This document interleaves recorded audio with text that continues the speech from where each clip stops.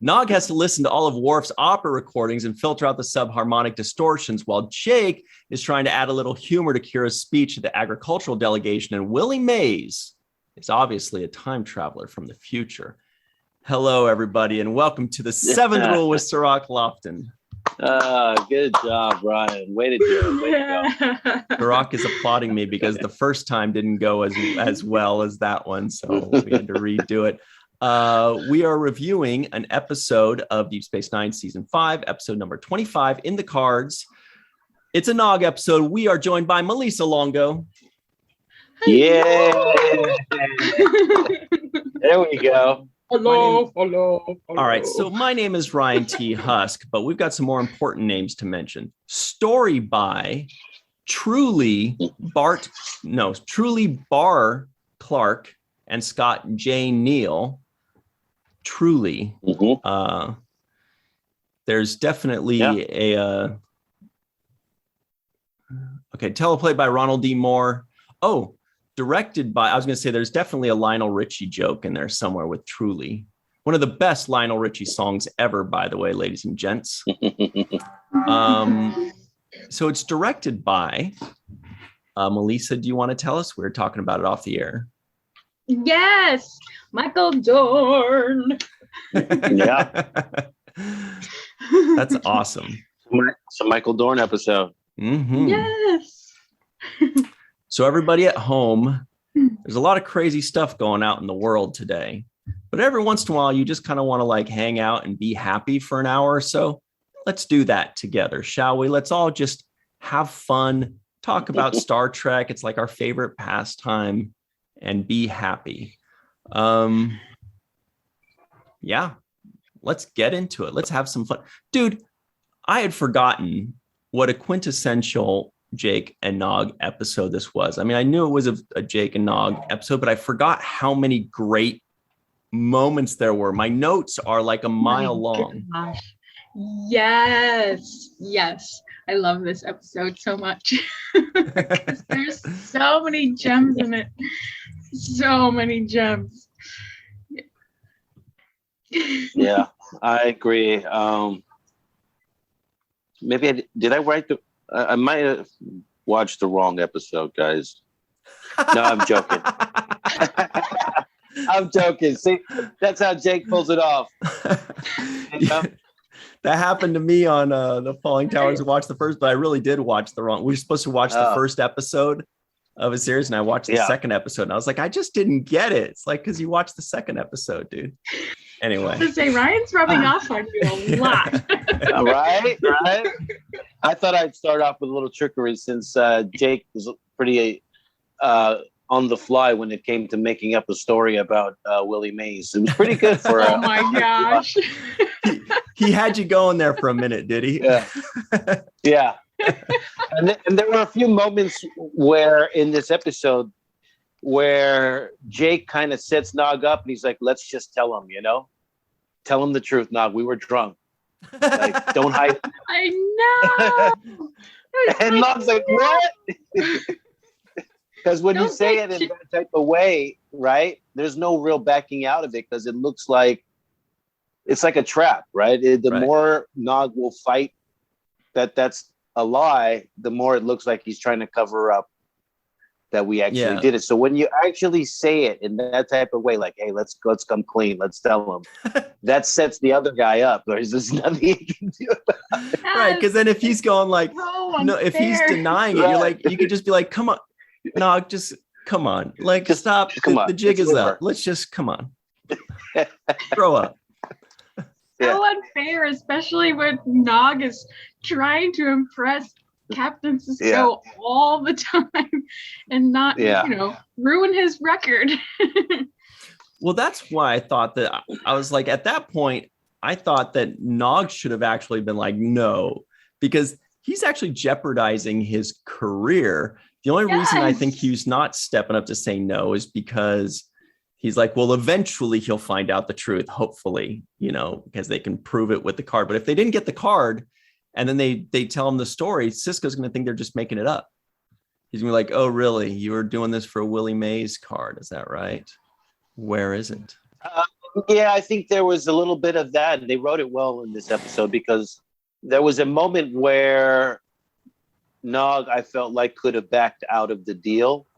And the moment, I think, was when, he was finally convinced to put up his Latinum to get the card. They finally get the invitation to go see the dealer, the guy with the card.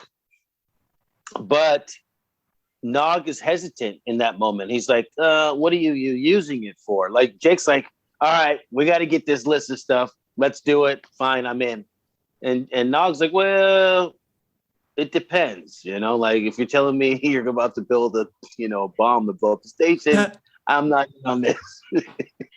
Yeah, no, I love that part because it shows that he's like got integrity in his work, and he's like, okay, right. So I'm not an arms dealer like my uncle. Right.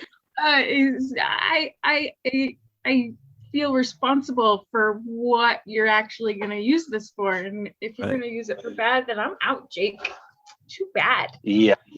And so he went through that list, right? He went through the list kind of thinking, all right, you need this and that. I think he was going through the list trying to say, is any of this stuff illegal, like contraband material? Right. Or is any of this stuff trying to procure it? Is it going to get me in deep trouble? And I think as he went through the list, he's like, all right, this is kind of a bunch of salvage stuff, it's kind of, and this guy has a harebrained time, machine that keeps you alive forever. So, he's like a conspiracy theorist, this guy. He kind of was. Yeah. He kind of was. Yeah, technologically savvy conspiracy theorist who's going to keep his cells alive forever by laying in this bed chamber forever while life passes him by forever.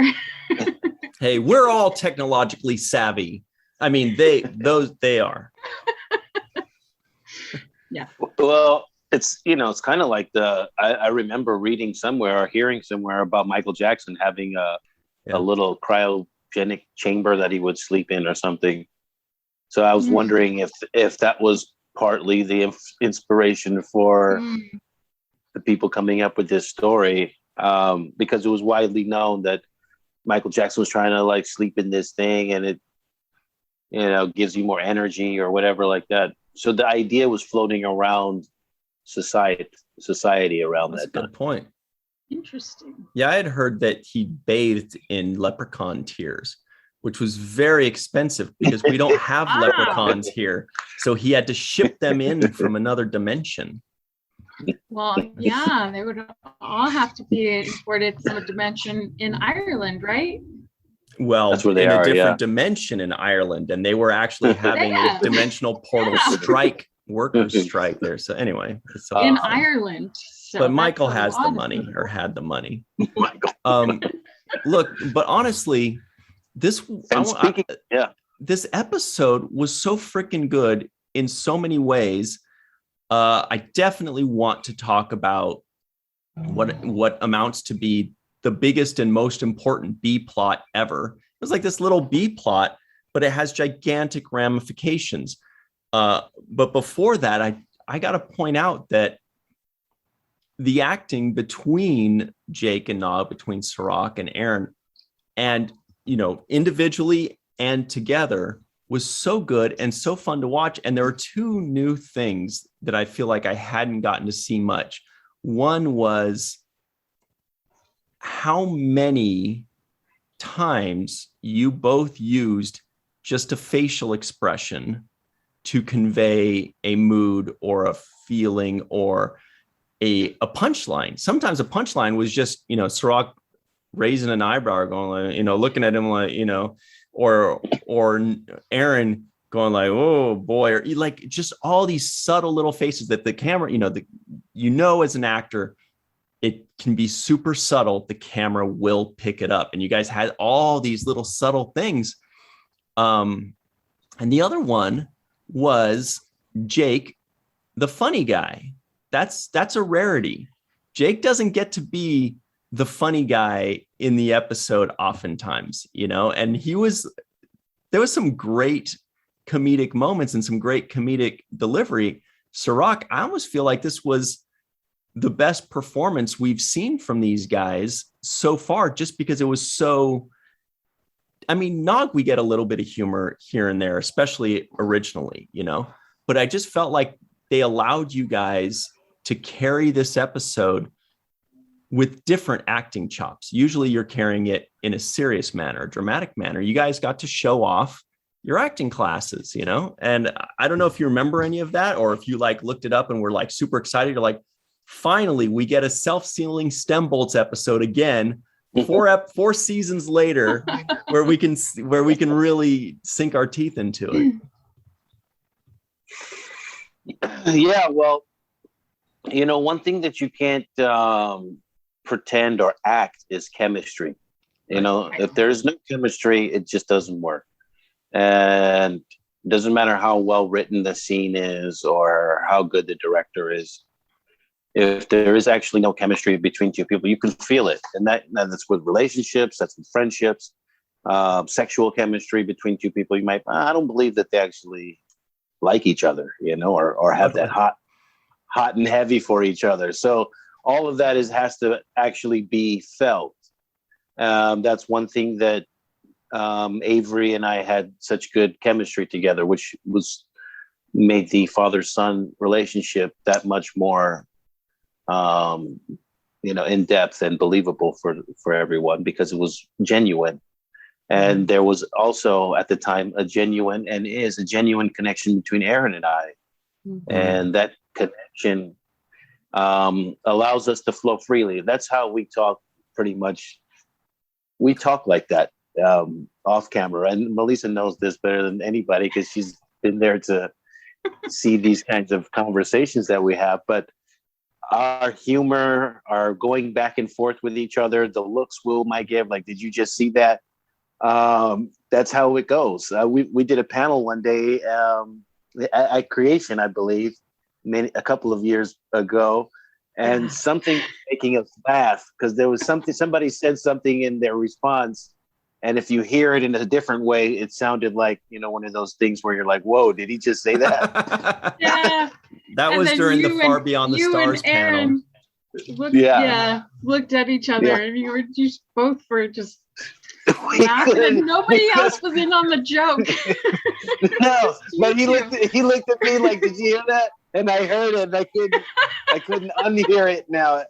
And so we were just laughing, and it just, you know, he would give me the look, and I would give him the look, and it was like, it wouldn't go away until we just like, all right, come on, let's focus here, let's get, you know.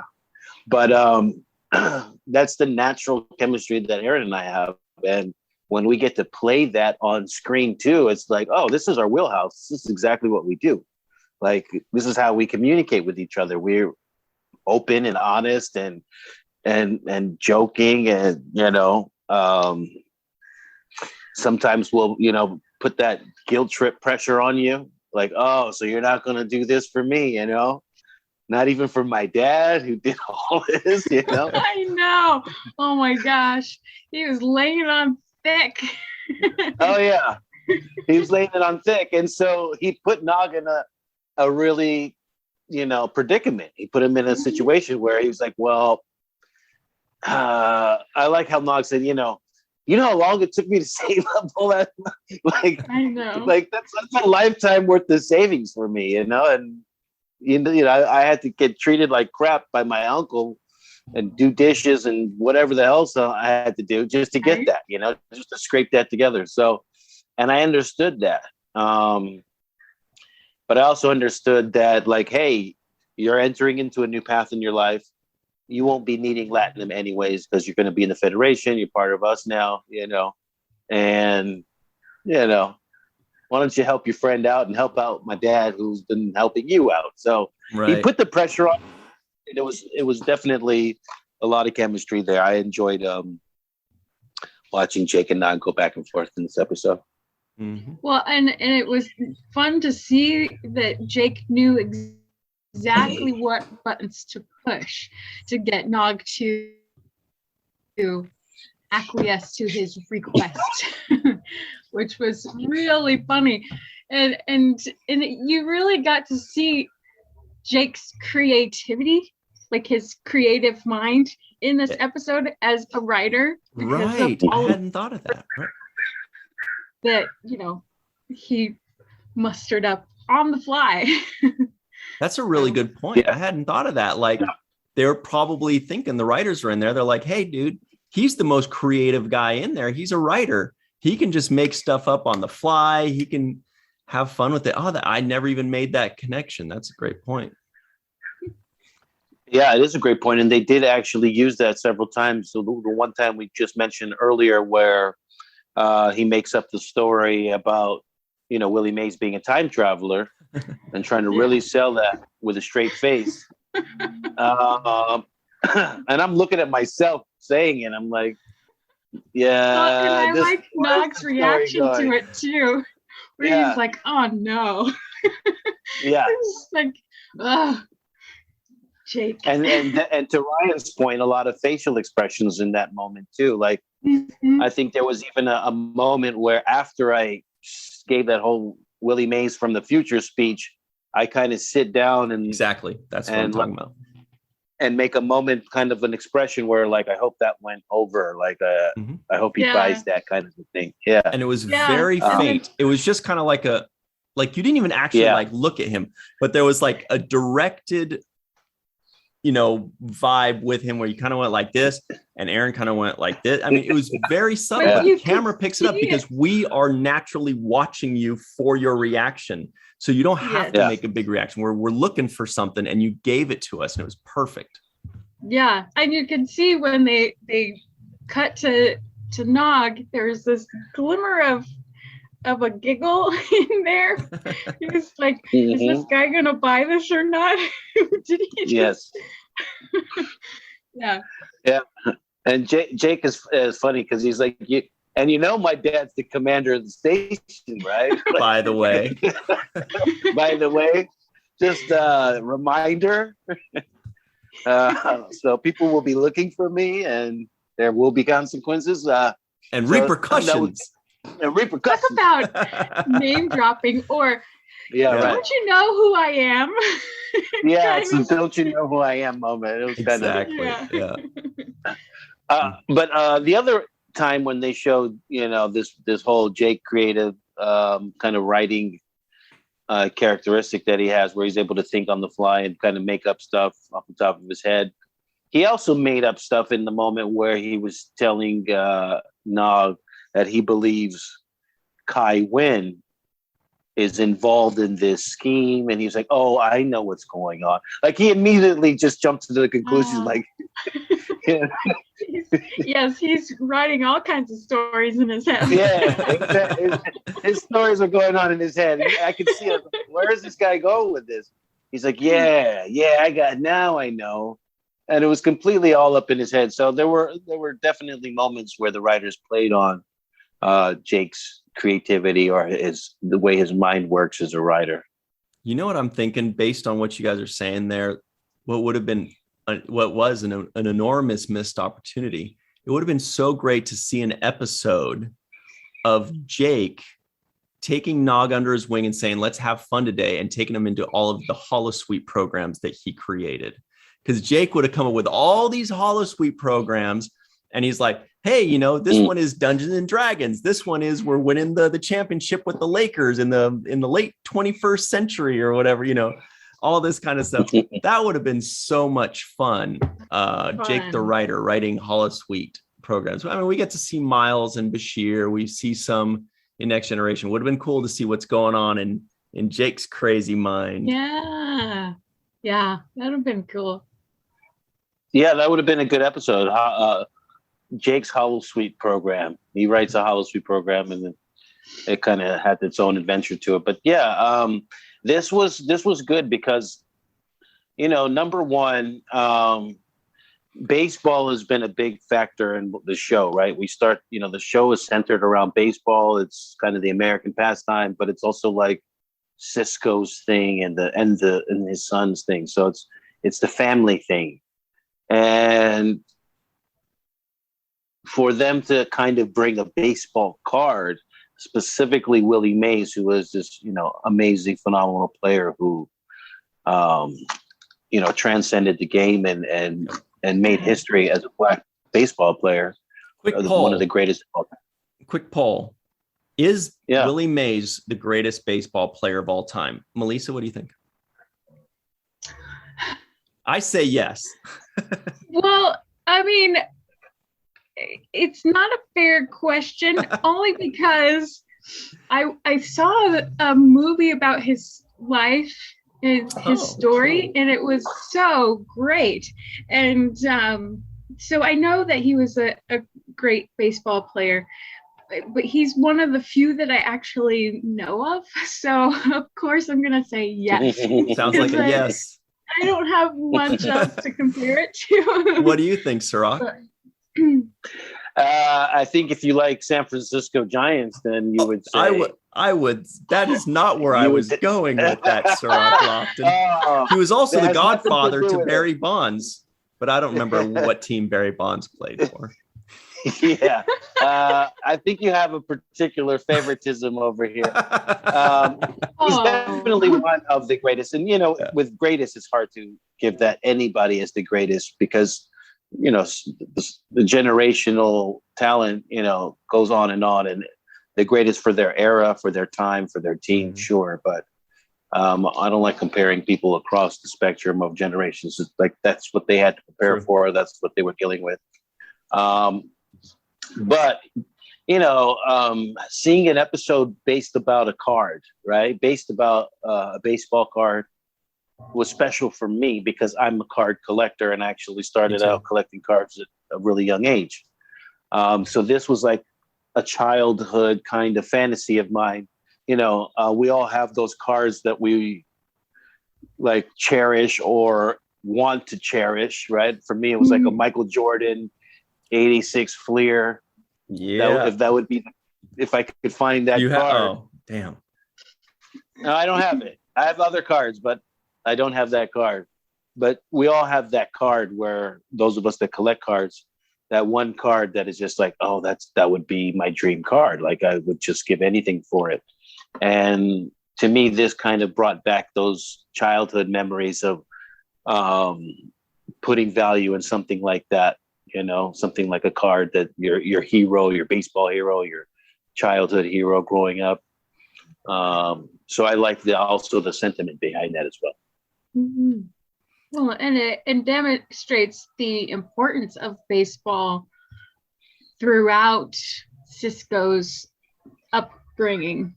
To know that Willie Mays actually existed, because we're how many years in the future, and having Willie Mays still be a relevant part of baseball history is pretty cool.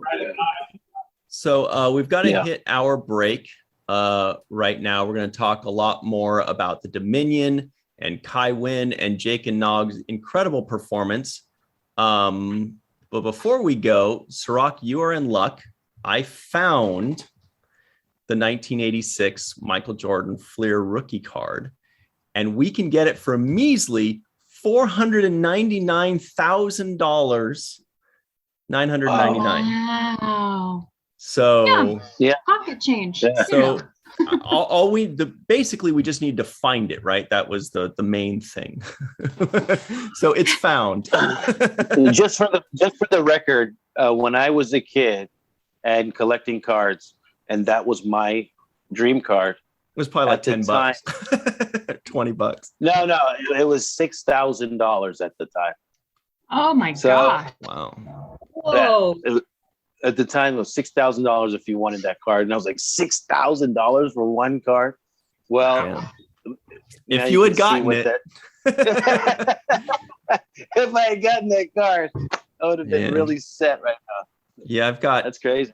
I've got 3 Barry Bonds rookie cards. I've got a Shaquille O'Neal rookie card, but I don't even have any Jordan stuff, and I would love that. Anyway, sorry, Malissa. I swear we're going to talk about Star Trek on the other side of the break. All right, we'll be right back on the Seventh Rule. Hello, everybody. Welcome back to the Seventh Rule with Cirroc Lofton, Malissa Longo, and myself. It's gonna be a fun second half here. Real quick, I didn't think there were going to be this many trivioids, but they just kept popping up. So let's knock them out. There's a 75% jump in the theft of medical supplies and food rations on Deep Space Nine. Quark is conducting an auction of the galaxy's finest antiquities. For a modest commission, Nog hides his platinum under his bed. Jake wants a 1951 Willie Mays rookie card to cheer up his old man. Morn gets an ugly painting. Weyoun is so pleased to see his relationship with Sisko evolving beyond the stale adversarial stage. Dr. Geiger must be a lot of fun at parties. Dr. Bathkin died in a shuttle accident before he could finish his research of bored cells. The Dominion wants to sign a non-aggression treaty with Bajor. Nog has to listen to all of Worf's opera recordings and filter out the subharmonic distortions. Jake is trying to add a little humor to Kira's speech to the agricultural delegation. Lions, Geigers, Bears. Oh my. That was one of those things where they're like, damn it. Oh my. There was a writer in that room that's like, I am fighting for this line. I don't care how many head shakes I get. I'm fighting to get this line in. Willie Mays is obviously a time traveler from the future. And Kai Wynn delivers her best line ever, in my opinion. And that line was child. Was when that's child. When Weyoun says, I hate it when it says that. When Weyoun says, I feel that we are very much alike, and she grabs his ear and she says with a big smile, she's like, no, we are nothing alike. Nothing at all. And you could just totally tell she sensed who he was, and she's like, oh no, my child, I want to spit on you. No. Even Kai Wynn is turned off by the border. Oh, so much. That means you got to be pretty low to turn her off, because she's at the bottom there. There was a little trivia that I was reading about as well, since we're now's the time. That Jake's speech, when he was writing Jake's speech, the first line of that is taken from Picard's first line in First Contact, which was written by Ron Moore too, and he did it because he likes poking fun at himself. Said, what was the line? We work to better ourselves and the rest of humanity. Yes. So, and I had a question about that. And I don't expect anybody to have that answer about that line, is that what word would the Bajorans use in place of humanity, since they're not humans? Majority. All right. What? Is that the wrong answer? I don't know. What's the right answer? We're all on pins and needles here. I don't know. That was pretty good. Majority. It sounded legit when you said it. So no arguments here. But no, Melissa, going back to what you said about so that line that I say is a line that Picard says. Now, is it Picard said it first, or Picard said it first. Yeah. In First Contact. Yeah. Yeah. So I think that was that. Correct me if I'm wrong, but was that when he was talking with Lily when she was holding him at gunpoint? I don't know if it said that in the article. Because she was asking about money. It was a speech that he was giving. Right. Okay. But he said it to Lily, I thought it was when she said, what do you do about money? And he said, anyway. There was a moment where he's talking about the same thing, saying we don't have money anymore. And she says, well, what do you guys do about, how do you guys do things? And he says, we work to better ourselves and mankind, or whatever it was. Oh, gotcha. Yeah. Well, Ron Moore said that he was poking fun of himself as a writer. Awesome. So which is why he threw it in there. So that's great trivia. Wow, that's great. And I had no idea when I was saying it. Yeah. They didn't tell you to say it with a Picard accent. Yeah. No, not at all. But it also puts Picard in the history of Deep Space Nine too, without actually writing him in there, which is interesting, I think. So that's like a NAM. It's like a non-appearance allusion, right? They alluded to him. A non-appearance nod and wink. Right. Yeah, exactly. That's pretty good. There were other NAMs in this one. I think Kiriyoshi was one that I wrote down. And Keiko and Dax. Because Dax was not in this. Oh, I missed Dax. There was one more that I got too. And that was Dr. Mora. Oh, right? Yeah. And we've seen Dr. Mora, I believe, in 2 episodes. And they asked Odo, aren't you going to go visit Dr. Mora on Bajor or whatever it was? Yeah. He said tomorrow. No, sorry. I feel like this is my fault. This is my Cirroc, I'm sullying your humor. You used to be so funny. Thanks, Ryan. I gotta shake my head at myself. Oh my gosh, that deserves a wow. No, that's a wow. I think that's I think that's pretty good, honestly. I mean, coming from me, I'm like that's pretty good. I think that's pretty solid. Wow. No, but there was another, Ryan, we're talking about those looks, and I wrote down one of those other looks that kind of Jake and Nog share. Yeah. The one look that made me laugh was when Quark is giving the auction. He says, "Come on, guys, we're raising money for the Bajoran war orphans, right?" and Jake and Nog look at each other like, "Yeah, right." This guy, this guy juicing the crowd with the war orphan story, minus a small commission, of course. Yeah. Of course. Yeah, I wrote down Quark's always raising money for the Bajoran war orphans. What have the war orphans ever done for him? So yes, back to those that might looks. be the name of my rock group. Bajoran war orphans. Yeah, that's a good rock name. But no, what were you going to say, Ryan? Back to the what?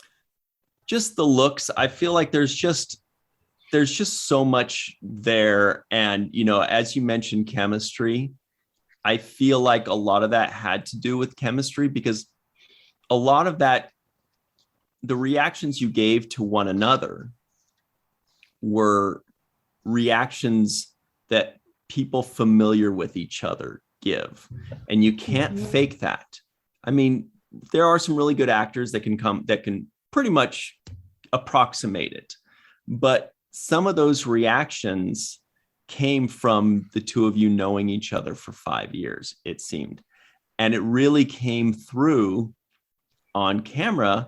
It really looked like these are two friends that have known each other for 5 years, and they don't have to even give like a strong look or an overdone, like, hey, look at, this, just the tiniest head tilt or eyebrow raise or something like that. And it just came right through. And I was wondering, I don't know if you remember this, but do you remember if the two of you like rehearsed this together countless times, or if you just read this and were like, oh, we're going to kill this. This is perfect for us. We're going to knock this out of the park.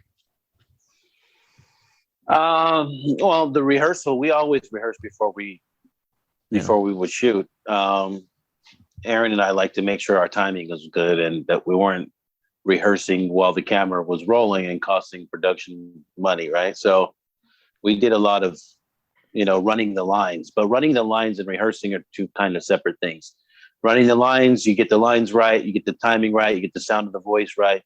But blocking the scene with which you do in rehearsing, you're actually walking down the promenade, you're sitting, you're moving, and you're actually getting the action together as well. So in that way, those things are not rehearsed, right? Mm-hmm. It's just except for camera. So a lot of those looks and things are just done because that's what we would do naturally. They weren't kind of like, okay, I'm going to look at you when he says that. It's just like, can you can you believe this is what's going on? And it was just us being natural in the moment. Like I said, Aaron is so good at just,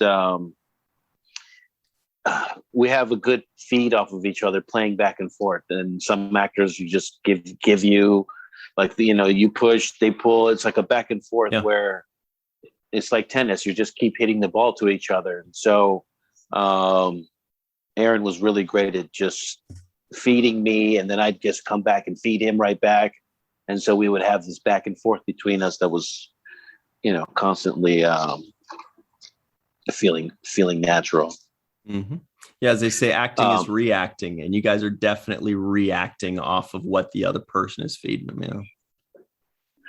And then one of my favorite moments that Aaron did in this episode, and it was a small little thing, like you said, it's these subtle moments, but when Jake says, "Okay, we might as well come clean, Nog," we were drinking at the bar, Dad, and we got drunk. It works. And Nog looks at him like, "What? Like, do you realize what you're saying is gonna like ruin my whole life?" Yeah. He's like, "Dude," he's like, "You can't. This is not the lie to choose. Right? This is bad. No. bad lie, right?" But then at some point he looks at Sisko and he says, "Captain, I want to separate myself." Like, yes, he was literally saying, like, "I want a separate trial." Yeah. I don't know this guy, man. I don't know him. I want to separate myself from him at this moment. And I was busting out laughing when he said that, because it was, it felt natural. It felt like, dude, it's like, if you get pulled over with your friend, right? And, you're nice to the cop. He's like, license, registration. You give him the license. Yes, sir. No, sir. And you're being all nice. And then he says to your, the passenger, "And what about you?" And then your passenger's like, "Hey, man." And he starts. And you're like, no, dude. We are too.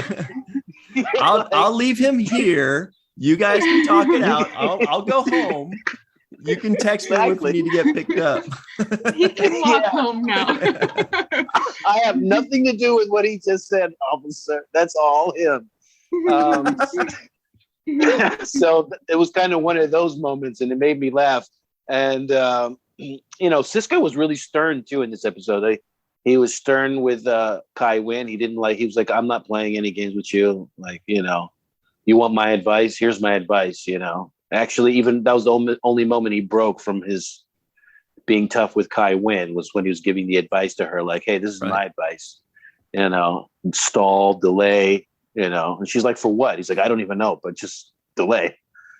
Say you got to pray." He even came up with some pretty good answers. It's like, "Say you got to pray about it or something." Now we know where Jake got it. Yeah, exactly. There's a little bit of pop in there. He's like, "Just say you gotta pray. Say you're working it with the council." He gave a whole bunch of good reasons for her. We got to pray just to make it today. Yeah. We do.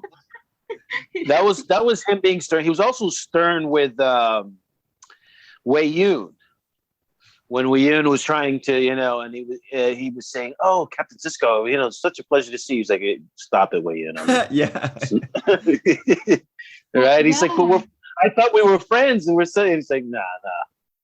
Yeah, he says something about like, "I'm so glad that we can dispense with the whatever it was." I read it, I wrote it down, but it was great. And then because Sisko is like, "No," Wei-Yun says he's so pleased to see his relationship with Sisko evolving beyond the stale adversarial stage. And Sisko's basically like, "That's not it." No, we're still at that stage. Well, and it also gives validity to why Jake wants to give his dad this card so much, because it does demonstrate that he is under so much pressure. And the fact that he is so stern with everyone else is evidence of that pressure. Yeah.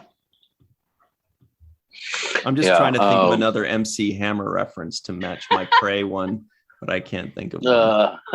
It's too legit, right? Too legit to quit. Yeah. Hey. There we go. You did it for us. There it is. So let's talk about that a little bit, because that has gigantic implications in the Deep Space Nine and Star Trek world, where I wrote in my notes, this is one of the most brilliant storylines in the history of Star Trek, I think, because it's such a nuanced thing, but it makes sense in that the Dominion is basically going to invade. Everybody knows it. Everybody's waiting for it. And Bajor's like, if they invade, we're going to get whipped. We're going to get destroyed. This station is not going to protect us. And, Sisko is saying, hey, well, don't worry, the Federation will protect you, even though Bajor is not in the Federation because they planted the seed 15 episodes ago or whatever it was, where the emissary told them, for the good of Bajor, do not join the Federation or you will be wiped out. Now we can understand why. Is because if they joined the Federation, Bajor would be the first planet that gets destroyed. It's the first thing.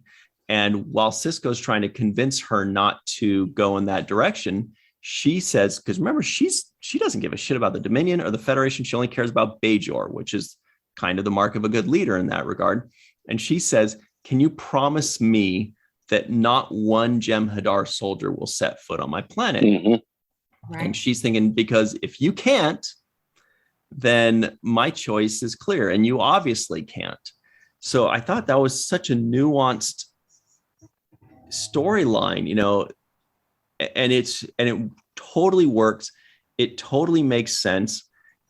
And I'm thinking that the writers probably were like, we need to put this into an episode, but it's not like its own standalone episode. And then they probably got this story idea from the two story buys, Truly Barr Clark and Scott J. Neal.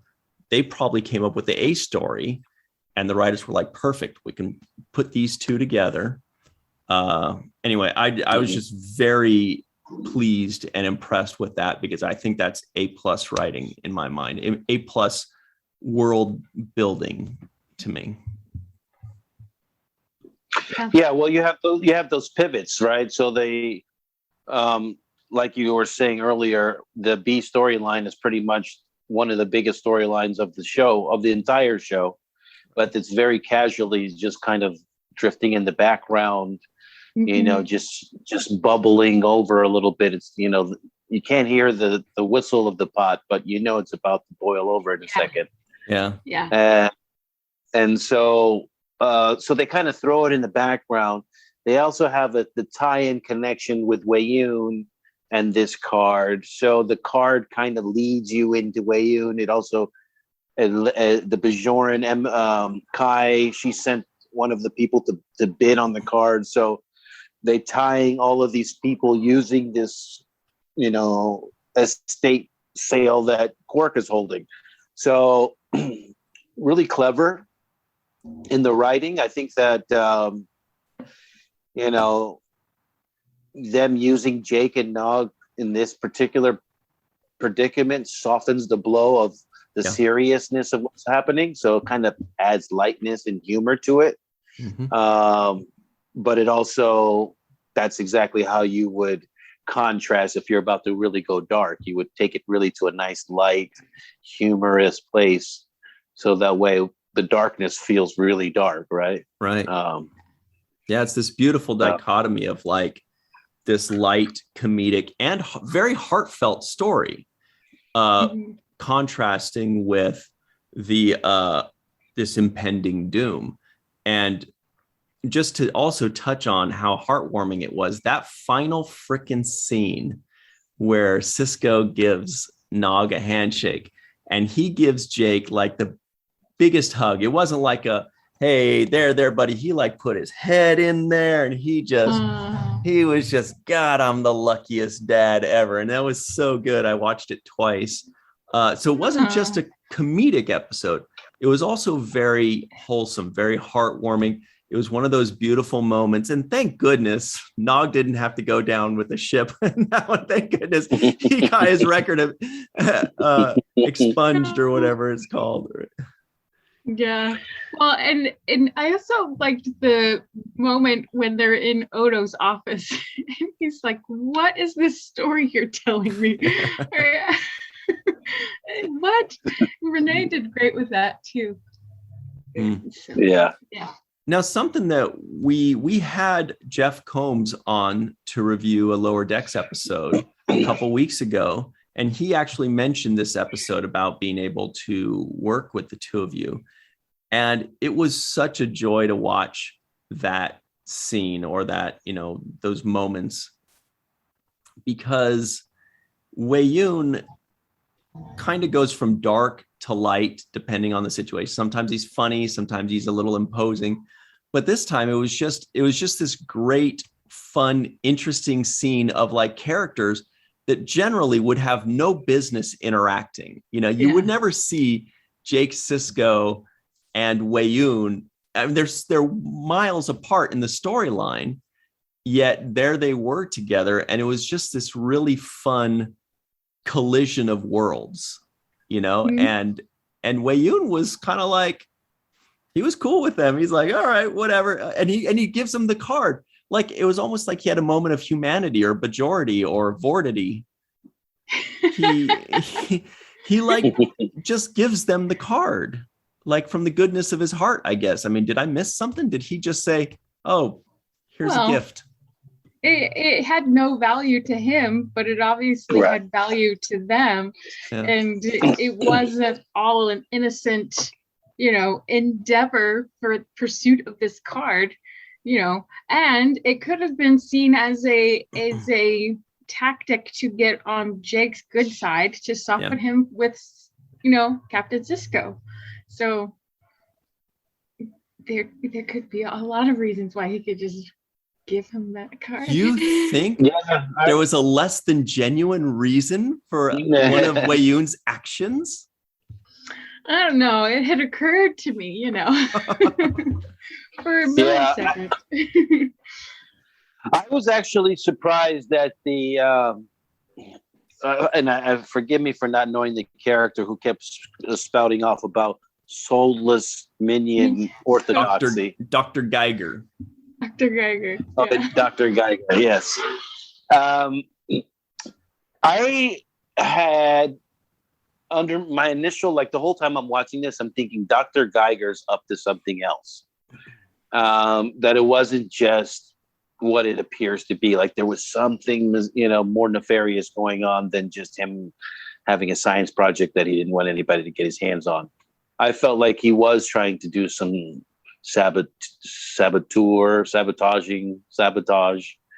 that he was trying to attempt some of that. And I was kind of a little bit let down when it was just like, oh, he's actually a scientist doing real research. He might be a quacky guy thinking that he can do something, but he's actually doing his own scientific research and building his own inventions. So I was a little bit let down that there wasn't more to him than that, right? Because I felt like it was a little bit too random that he shows up to get that, to be there at the auction to get that thing without him actually having a more elaborate plan. And I didn't see the relevance of that card and that batch of that lot of things to his plan. It was just a chest of random things from different alien species. I mean, from Bajor, from Vulcan to human to and then what he was interested was the ion. I forgot what the flux capacitor, I think it was. Yeah, I think flux capacitor was the last episode. What? Flux coupler was the last episode. Coupler, yeah. Flux capacitor is a Back to the Future reference. That's a Back to the Future reference. It's been a while since I've seen that. But he was looking for the not the baseball card. He could care less about the baseball card. Right. It was the other thing that was the ion translator. Nice. Right. Is what he wanted. to, entertain his cells. So. Hey, I don't know if you guys caught this, but I thought it was kind of interesting when he reached Jake kind of reaches out to shake his hand, like, hey, okay, let's go make a deal. And he's like, no, I'm not shaking hands. Do you know how many germs there are in a handshake? Yeah. And I was thinking, we do now. Where's your mask, buddy? Come on, Dr. Geiger. We don't believe you unless you're wearing a mask. We don't believe you would be great in this time right now. Yeah. Elbow touch. Elbow bump. Yeah, if you step in this room, you got to put on your mask. You got to show me your pass. Yeah. I was like, wow, that's crazy. They brought up the germs and handshakes back in those days. Yeah. They were really ahead of the curve on that. And I'm surprised, Ryan, that nowhere in the intros did you mention Kukalaga. I thought Kukalaga would be brought in. Kukalaka? Yeah. Yeah, it sounds Hawaiian to me. It does sound like that. Yeah, so you're right. I do love it when you call me out on my trivioids, though. When you say, all right, you missed something. I'm like, all right, this is going to be good. And sometimes you say something that I just didn't even hear. Like I just completely missed. This one we did. And shout out to Chase Masterson, because I don't think she even had a line in her 2 or 3 scenes, but she still acted the shit out of it. Like, when she's sleeping and when she wakes up and she's telling a story without saying a word, just kind of like looking around and like, where's this? And we're all getting a little knowing laugh, like, ha ha ha, we know what happened. Kukalaka's gone. Yeah. Kukalaka's gone. The wrath of Kukalaka. Somebody else's bear. Yeah, how do you do that, man? You can't do that. You got to get that back. Oh, Lita, that's cold. The other thing I wanted to highlight really quickly was the fact that, there was a moment there when Jake was really, I felt like he was really putting himself in his dad's shoes and really wanting to do something for him. Yeah. And he says the words, he's like, yeah, my father never let me down. And I just thought, wow, that's a great sentiment to have when he's just like, you know what, I got to do something for my dad. He never let me down. He's always been there for me.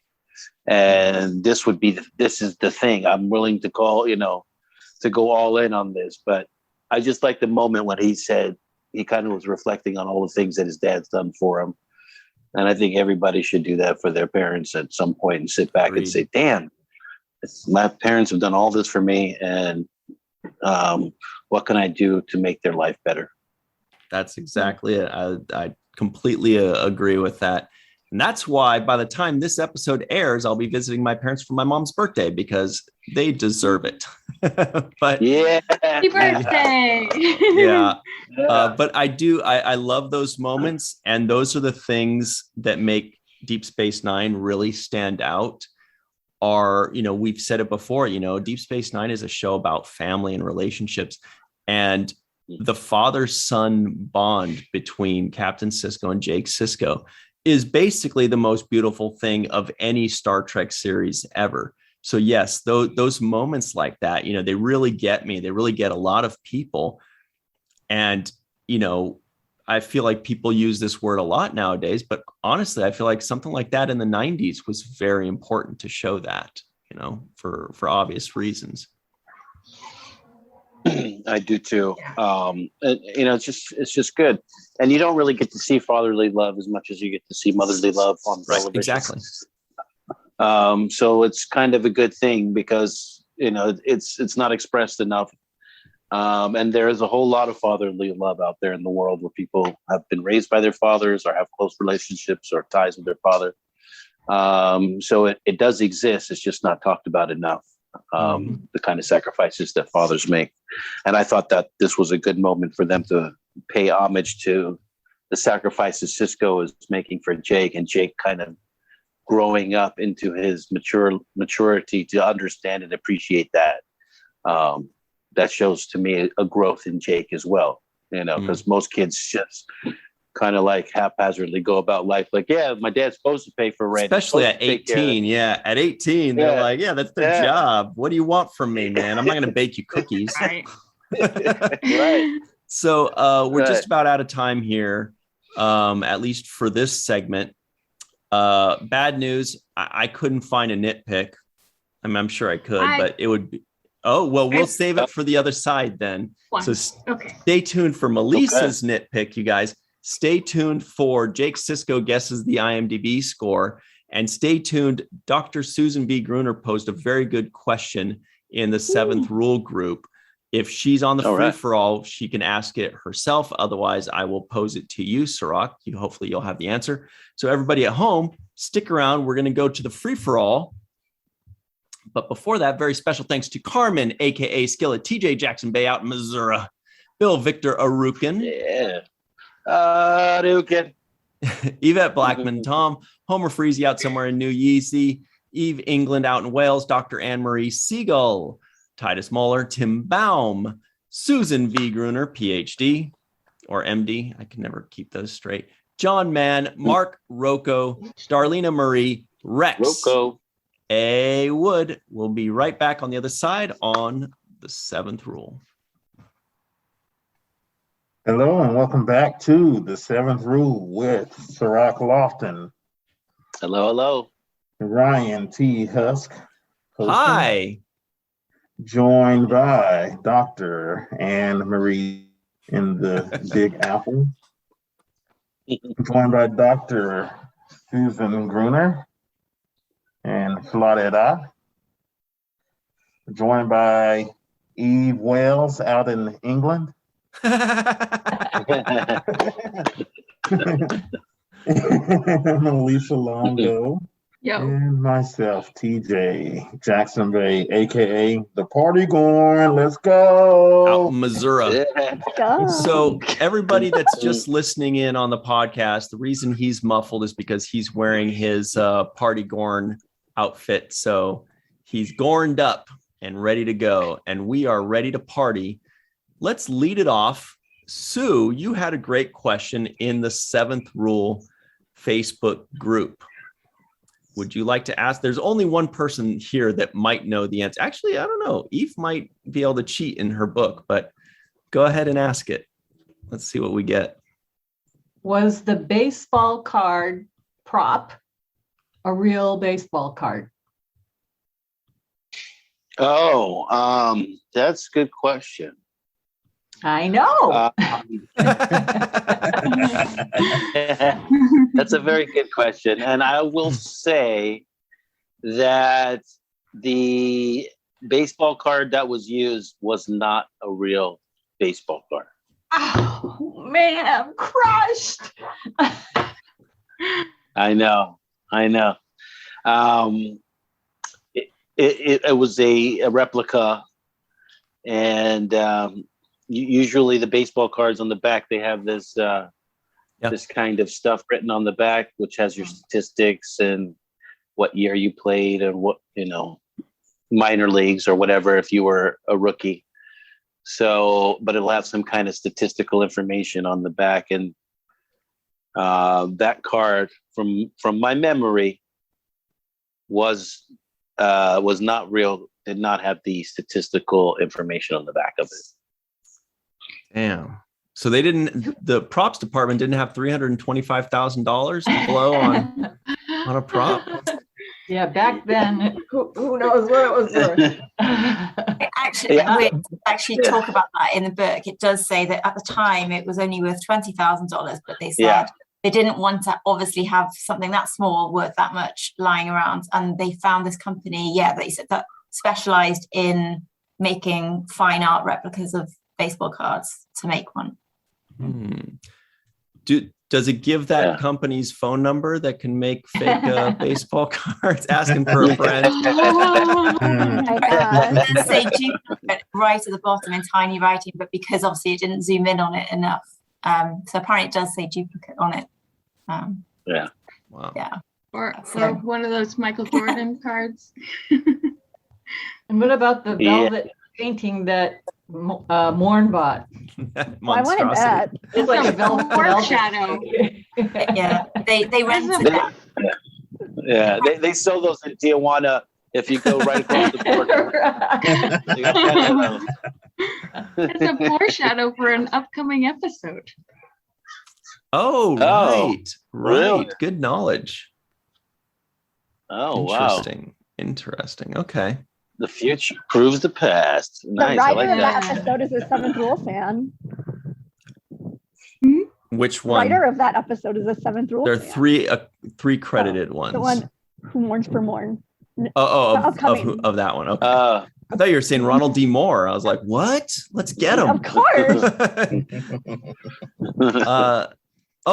You guys. Who directed So this episode? I forget. Michael Was it Michael Dorn. Michael Dorn. Yeah, right. Okay. Yeah. It was it. I think Michael Dorn. Yeah. this might have been his first one on Deep Space Nine. Was it? It was his first one. Yeah. Nice. So what was that like, Cirroc, with Michael Dorn directing?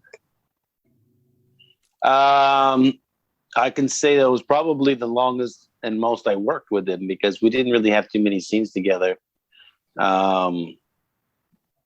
So working with him, getting to know him as a director was just basically getting to know him more.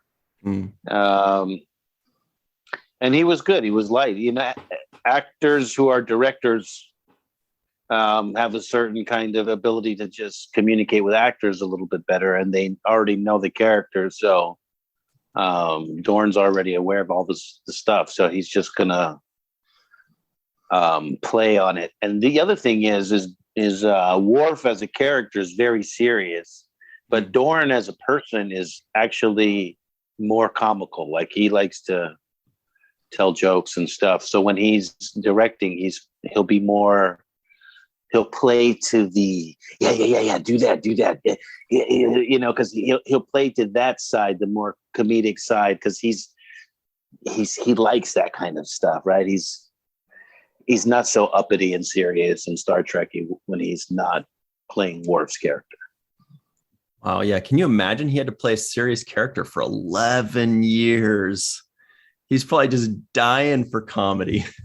Poor guy. I think he was doing it for comedy sometimes. I think a lot of the times he was playing Worf for comedy, right? So the awkward moments or the moments where he's the butt of the joke or whatever, I mean, he's getting his comedy done through the seriousness, but he still is at heart like a comedic type of person. Like he likes to tell jokes.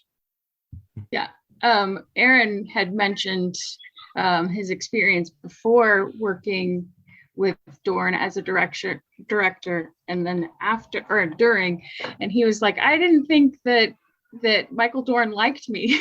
But Aaron didn't think anybody liked him. but working with him, he was like, but he's such a nice, sweet, genuine guy, and he was really interactive, and so he had a wonderful experience working with Michael Dorn as a director as well. Yeah. Well, it's now time. We also teased this earlier. For Jake Sisko guesses the IMDb score. What a treat. Oh, yeah. I like this episode. I just like the episode. So I'm going to say I want to put it at a 8.3 is my guess. 8.3. It's a 10. I hope it was higher. 15. This episode's a 15 solid. So good. I believe the IMDb rating over the course of the decades that it's been up, I believe it was a 7.9. Is that correct? It was just 7.8. Oh, man. That is not right. Man, those people need some cellular entertainment. Yeah, they do. They need to go in a chamber and think about what they must have been bored to death. Some reviewers can't appreciate comedy. There was something else that was interesting about, when I was getting those statistics, was that the original air date was June 9th, 1997. And that was 3 weeks after episode 24. So oftentimes, you guys obviously take a couple weeks off for, the holidays or for various reasons. But it was really strange to see 2 weeks off between the 24th and 25th episode. So you took 2 weeks off and came back just to shoot 2 episodes. And I'm assuming, Cirroc, you don't remember this at all, but do you remember that ever happening at all? Like just kind of taking 2 weeks off and then just coming back for 2 weeks? No. Short answer, Are you no. sure that I mean, we went on hiatus after the end of every season when we would finish the season's 26 episodes. Then we would go on a hiatus and be gone for a couple of months. But a 2 week break? No, I don't remember the 2 week break. Then maybe it's not. Maybe it wasn't that you guys got a 2 week break. Maybe they just took a 2 week break in between, the air date, but not shooting it. Interesting. Well, maybe there was something going on, like the Emmys or the Oscars. Yeah, or the Olympics or something. Something. Okay. Oh yeah, that worked. Interesting. Eve, do you happen to know? I didn't spot it. I have no idea. It's let us down. I'll guess though. My guess is that it was probably the O.J. Simpson trial that was taking up all of television time for that time. For 3 weeks. And they probably delayed it. Yeah. They're like, we can't compete with this. Nobody was watching anything but O.J. trial at that time. Wow. When O.J. was on trial, that was on all channels all the time, pretty much. Does not fit. You must have quit. The beginning of the 24-hour cycle. 24-hour news coverage. And it was all channels, right? It was like, it didn't matter which channel you were on. Yeah. I don't remember. Like, I wasn't alive then. UBC. Oh, yeah. So about it in history class. What do you guys, what does everybody think about this episode? Any thoughts on this episode? The three of us, Malissa, Cirroc, and I were just raving about how fun it was, how heartfelt it was, how great the writing was, the awesome acting. But what do you guys think? You've probably seen it fairly recently or have memories of it, fond ones. What about you? But one thing I really noticed all the detail in this one, and I don't know whether I was just watching it with a clearer mind or whether they actually did have better cameras or something at this point, or whether it's actually just because we're focused on two friends going around the station, spending a lot more time in different parts of the station. But I was noticing all of the different signs of the restaurants, and there was this big skeleton fish that I don't think I'd ever noticed before above one of the doors, which was just amazing. And I had to rewind it and have another look. And James was like, was that just a skeleton we just saw? What was that big skeleton we had before? That's a bit weird. Just loads of things like that, and all the colours just seemed really vibrant. There's just something that got me when I was watching it, that I just thought it was really beautifully lit and shot, and the whole thing was just really colourful. And so I don't know whether there was any technical reason for that, or whether it was just because of the flow of the episode just allowed you to take notice of the things around Jake and Nog for most of the time. But I really enjoyed that. I noticed a little bit of that too, and my answer to that is that the episode before this one was when they had the gray carpets in and they stripped the station of everything, so it was super plain and barren.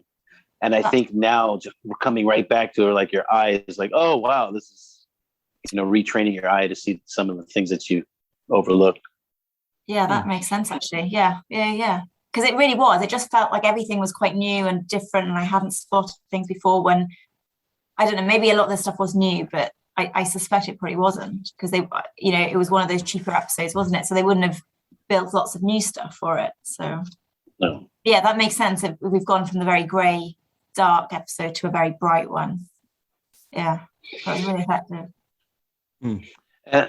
I noticed the same thing in the auction scene, where Michael Dorn chose to do an overhead kind of looking down at the crowd as they were doing the auction. And when they did that overhead shot kind of from Quark's bar, I noticed some detail in the floor. It's kind of crazy because my legs were kicked out when you kick your legs out when you're sitting, and my feet were over this line that was on the detail of the floor. And I was like, wow, I never noticed that before, that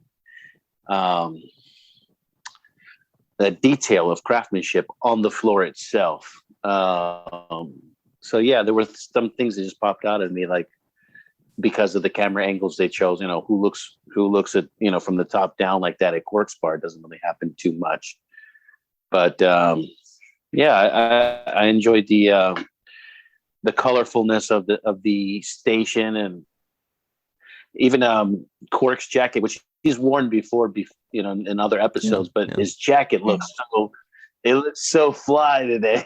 I was like, man, this guy has good. I wonder if just this episode was just a little bit more brightly lit because it was a more comedic episode and it was a little lighter. And, Deep Space Nine is so darkly lit. It's just the darkest show ever. And yeah, sometimes when they're trying to convey a different mood or something, they turn up the lights and you're like, whoa, what's that? What's that? I've never seen any of this stuff, because usually it's just this dark cave, Cirroc, was it always that darkly lit on set, or did they darken it in post? I mean, were you did your eyes have to adjust when you come in from your trailer and you're like, well, like when you go into a stage, it's always super dark, because they have to light it themselves. But it seems like this was just unusually dark. Did it take a little extra time to adjust to it? No, it didn't take any time. I mean, that was our set. So it's like, this is our set, but it did have, we had a color palette that was on the darker scale. So they used certain shades of greens and coppers and grays that were, that just kind of made this set look darker. And then when I would go to the Next Generation, for example, I'd walk in there and wow, it was like it was like being at the Apple store where everything's all clean. I was like, wow, this is like I can see everything, and it was so organized and so like clean. I was like, these colors, how do they keep these walls clean? It's so white and so pastel-y, and it had a different feel to it. Actually made me feel happier, actually, which is crazy. Next Generation set actually had a brighter, happier feel to it. So yeah, I did notice a contrast when you go there and you go here and you're like, but then, we had an excuse for it. It was a Cardassian ship, it's been reclaimed. It was built with different kind of technology or architecture. So I actually started to appreciate the aesthetics of the architecture and the lines and the curves and the way the railings were, and actually kind of grew comfortable with the darkness and the palettes that they used. It actually seemed more realistic, if that makes any sense, because you rarely see something that clean unless you're on a really expensive yacht or something and everything's like laid out perfectly. But normally the rest of us are on just regular stuff, and so stuff doesn't have that extra shine and feel to it. But it just felt more like an every man's place for me. Like, just this is a collection of where we're at. And I felt comfortable with it. I like the details. For example, there was a lot of grading and stuff, like graded walls and flooring, where light is able to pass through. Yeah. And I like those kinds of things. And I guess now with the modern architecture, you see a lot of the blends of wood and steel and concrete. And there is this kind of using grading and different metals and stuff. So even our sort of modern architecture is incorporating the feel of these raw base materials and kind of letting them speak for themselves. Mm-hmm. It's funny how Cirroc goes, when you're like on a yacht or something, and we're all like, yeah. Okay. The yacht stuff. Yeah. Totally. I love the mini fridge on the yacht. But not my yacht, but somebody else's yacht. What's interesting about the grading and like the lighting that creates, that's prevalent in horror movies. anything that's horror, they like to create hard edges for lighting, because it gives people like, a sense of fear. So, for example, like in a horror movie, somebody will kind of be like this, and like, this side will be in the shade, and it'll just be like a hard line, and then they just kind of pull out of the dark or anything like that, and grading too. And so just in that kind of style of architecture, that does create more of a fearful or dark, ominous place, which is what Deep Space Nine was. It was a Cardassian, hellscape or whatever. So, TJ, do you have any thoughts on this episode? By the way, everybody at home, check out TJ's background. He's dressed as the Gorn, and he's got Kirk holding the rock behind him. Getting ready to slide. Just trust us. There's a rock there. There it is.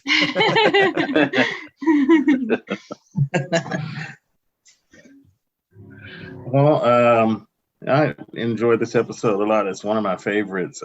Watching Jake and Nog kind of go on their mission to get this baseball card and doing all of the things that came along with that. I appreciate how Jake wanted to keep it a secret, and so he's like, come on, man, if we tell one person, they're gonna tell the next one and the next one, and you just can't keep a secret around here, which we know to be true. Especially if you tell Dax, like Dax is gonna tell everybody. Was Dax even in this one?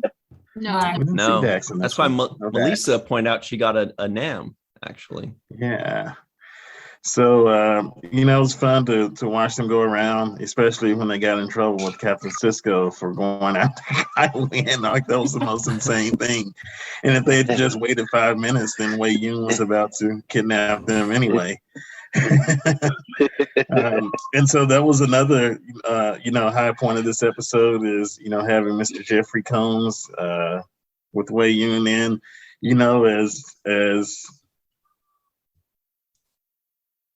Wei Yun is Wei Yun, but he's so likable and so lovable with his mannerisms and the way that he talks. He's smooth. That guy could sell me a car and I'd buy it. And it doesn't even have an engine in it. And I know that it doesn't have an engine in it, and I still buy it because he's so smooth.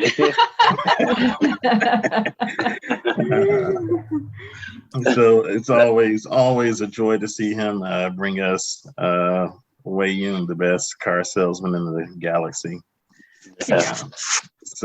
My rating for this episode is a 15. I appreciate that, in their mission to cheer up Captain Sisko, in Captain Sisko's last log entry, he knows that really everybody kind of got cheered up because, they let O'Brien go kayaking. They got Bashir's teddy bear back. I think the only person that was upset was Lita.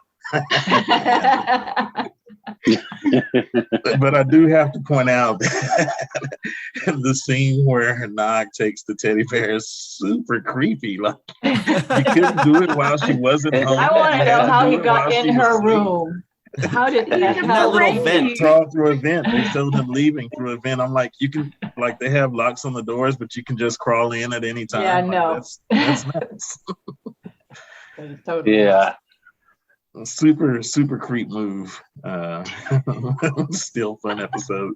TJ, you reminded me of Chief O'Brien's favorite Bajoran religious person, Kayak. Oh my gosh. That's amazing. Wow. That's amazing. Yeah. I don't know. Cirroc's like, don't encourage him. I remember when he was just a Vedic yak. Now he's Kayak. Oh, wow. Vedic yak. Anne-Marie, do you have any thoughts on this beautiful, wonderful, amazing? Did you give it a 10? I mean, it deserves so much more than that, but obviously 15. Yes, 10. 15. So good. And the soulless minions of orthodoxy are so horrible. Love it all. Beautiful episode. Yeah. The soulless minions. I thought Anne-Marie would have more on this. I'm speechless because every second's perfect. What are you saying, Cirroc? I would like to know which writer came up with soulless minions of orthodoxy, and if they had used that terminology in the past. It has to be something that they just waiting for that chance. I love getting. I wonder who came up with the this deep theory about cells being bored and this so crazy form of entertainment. Well, we have a couple doctors here. I love how you see Jake and Nog's response as they realize that he's crazy. Yes. Oh, was he, Anne-Marie? Was he really? Was he really? Wei-Yun bought it. He was all into it. Such a great move. You should talk to them. You should talk to Wei-Yun.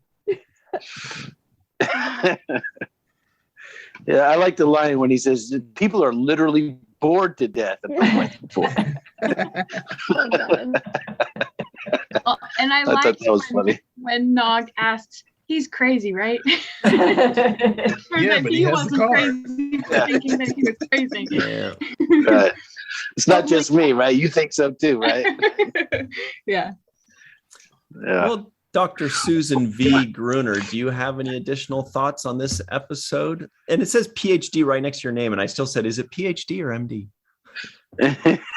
It says it right there. I love this episode, and I, of course, just watched it before it came. Actually, I didn't go anywhere. But anyway, one of my favorite episodes. It's hilarious. And I love how you hate Kai Wynn. She does such a great job. You just hate her. She doesn't have to say a word. When she went to grab the cigarette, I wanted to smack her. She's so rude. That's great acting. Again, Star Trek is so underrated. They had such great acting, and I just love the episode. I laughed a lot. I love it when Jake whacks Nog for not getting the baseball card, not having enough platinum, and just the vest that they had you wear. I laughed at the vest. There it is. Did they have to make you wear that? Grandpa Sisko. He borrowed it from Joseph. He borrowed it from Joseph. Sue, did you laugh? Did you laugh when Wei-Yun tells Kai Wynn that they're very much alike, and then she felt his hair and was like, "No, we're nothing alike. We're nothing alike." I love the scene with Wei-Yun and the two guys listening on the floor below. It was just 3 seconds maybe, but it was hilarious. Yeah, it was really a great episode. There was such a combination of hilarity, silliness, and I'm wondering if there's something deeper that we just don't know about. The soulless minions of orthodoxy. That's hilarious. To me, that's people that are into pseudoscience. And that guy obviously was a quack. But didn't Michael Jackson at some point, didn't he have some? He lived in a negative. Except that's what you use for there's some theory that it helps with wound healing. Hyperbaric chamber. Yeah, so some wound centers have it for you to spend time in. It's supposed to help with recovery. Oh, get the bends? He was in a hyperbaric. Is that what but it is. Georgetown had one when I was working there. Yeah, you can use them for advanced ways to try and help non-healing wounds. Right, and it's about the amount of oxygen. Is it about the amount of oxygen that's in there? It's something about and the pressure. Yeah, but I don't understand it entirely, and it's kind of like a new field. Yeah. But I think Michael Jackson slept in one. He did. And that's where I was like, they got this episode from Mike Jackson. I mean, it's totally a teleplay. He should be credited for writing story by Michael Jackson. Definitely. Dr. Susan, when you said hating Kai, it's so right. when Kai Wynn walks into the office and she says, "I need to speak to Sisko alone, child," and she calls Kira child, and the look that Kira gives Sisko, like, I will knock this. I want to. He's like, "Oh, never mind. I'll leave it alone. I'll leave it alone. Not the time." But she's like, "I'm not having that." And the other thing I wanted to say was, we didn't say it before, but the look that Nog gives when Quark says that you hide all your money under your bed. Yes. Nog's like, come on. Tell me it's not really under your bed. Come on, Nog. Yeah. Nog's like, of course it isn't, right? And he's great at delivering that line. I thought it was great. And then my favorite line of the episode was, "I'm human. I don't have any money." Tell me about it. If you don't Girls, have same. you certainly don't need mine. Yeah. That was a great That needs to exchange. go on a t-shirt right there. That needs to go on a t-shirt. That is a good t-shirt idea. Yeah. I'm human. I don't have any money. So we do have to go, but TJ, is there a reason why you just pulled up Despicable Me? The soulless minions. Excellent. Excellent. A plus. Sorry, Cirroc. And I did have one nitpick. Oh boy, here we go. That's right. We forgot about that. We teased that earlier. Go ahead. Ooh. There it is. My question is in a previous episode, the Jem'Hadar ship didn't have any seats. But in this episode, we had Jake and Nog sit down on some seats or a bench. Well, that was in an office, not on the bridge. Well, they never said it except for in offices. Interesting. Just saying. Interesting. Things that make you go, Yeah. Good one. Very good. We forgot about the opera. The subharmonic distortion.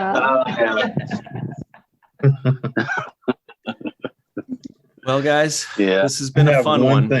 Please, thing. TJ, knock it out of the park for us. All right. We are about 15 episodes from the